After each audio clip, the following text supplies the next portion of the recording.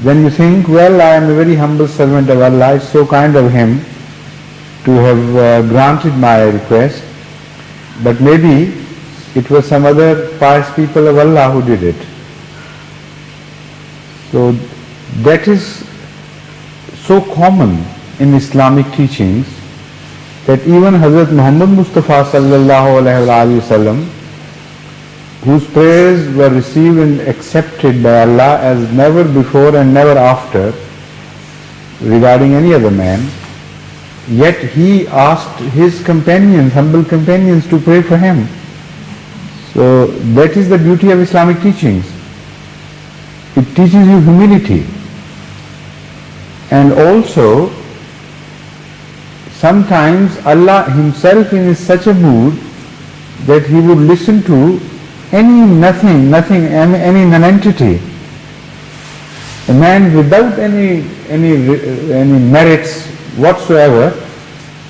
Allah, in his greatness, in His magnanimity, bends down to him and listens to his prayer, who according to others is just nothing. So that is greatness of Allah. That teaches the whole mankind humility, and it also teaches you that Allah is so great, it is not your own piety which is responsible for your prayers, but it is Allah's magnanimity that He is listening to everyone. Now when you write to the Khalifa, apart from these two services, these two purposes, some other purposes are also served. Number one, the center point of Khilafat is strengthened. It's the character of its being the center of the whole community. Everybody is looking towards the center and feeding it and hoping to receive some benefit from the center by way of prayers in this respect. And when the prayers are heard, then your love and regard for the institution of Khilafat is enhanced.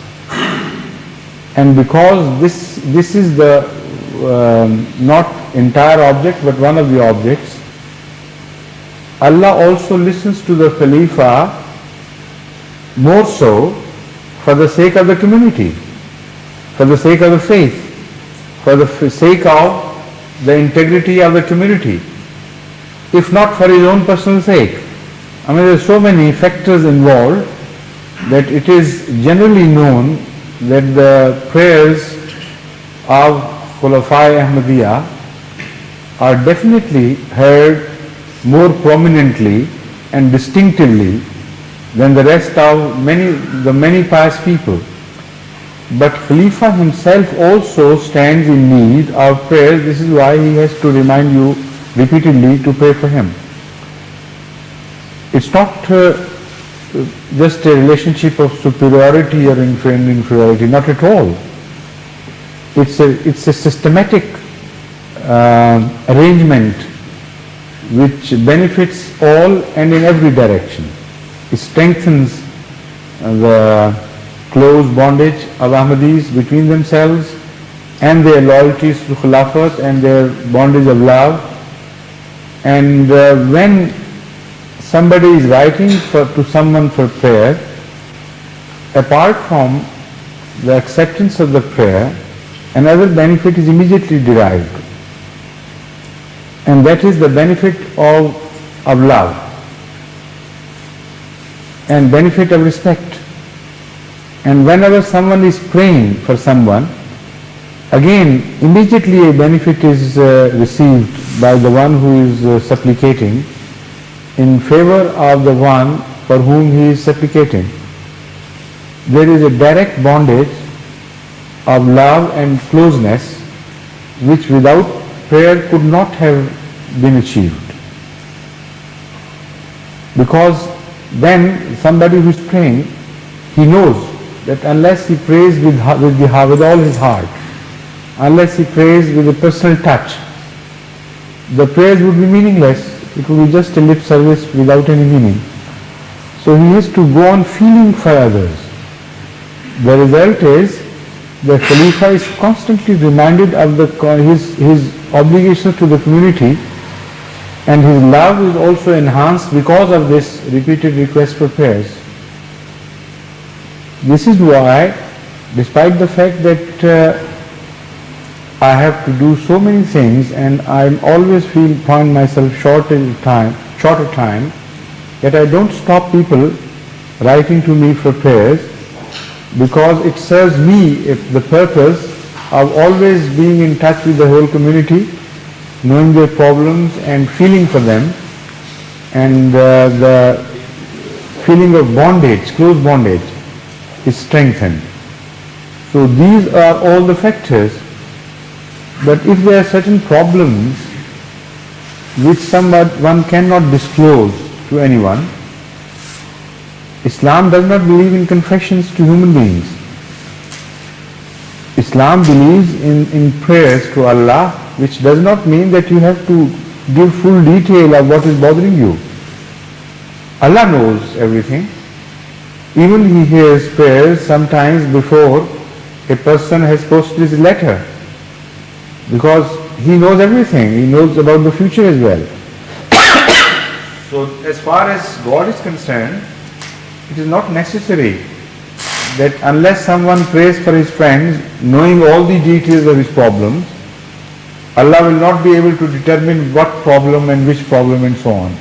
In fact, a question was asked about the angels, and the angels also come into picture here in this question. Every man to every man, two angels are detailed in particular, and there are so many innumerous angels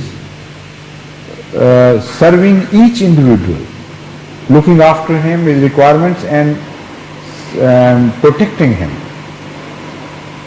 This is what has been declared in the Holy Quran. Apart from the angels which are responsible for running the entire phenomena of nature. So Allah Ta'ala in the Holy Quran says that nobody but Allah can count and can know His army of angels. It's so numerous. Allahu ya'lamu ma tahmilu kullu unsa wa ma taghidu al-arham wa ma tazdad wa kullu shay'in indahu bimiqdar alimul ghaibi wa shahadati al-kabir al-muta'al sawa'un minkum man asarra al-qawla wa man jahara bihi wa man huwa mustakhfin bil-layli wa sarimun bin-nahar lahu muwaqqibatun min bayni yadayhi wa min khalfihi yahfazunahu min amrillah. This is one of the verses to which I referred. This is a longish verse, but the point which I made was this, that according to this verse, day and night, whether you are hidden from the sight of other people or whether you are visible to them, whether it's night or the day, continuously there are hordes of angels, hosts of angels, in front of you and behind you, guarding you with the order of Allah. Now, if you delve deeper into the meaning of this verse, you will come to realize that at each step death is facing every person.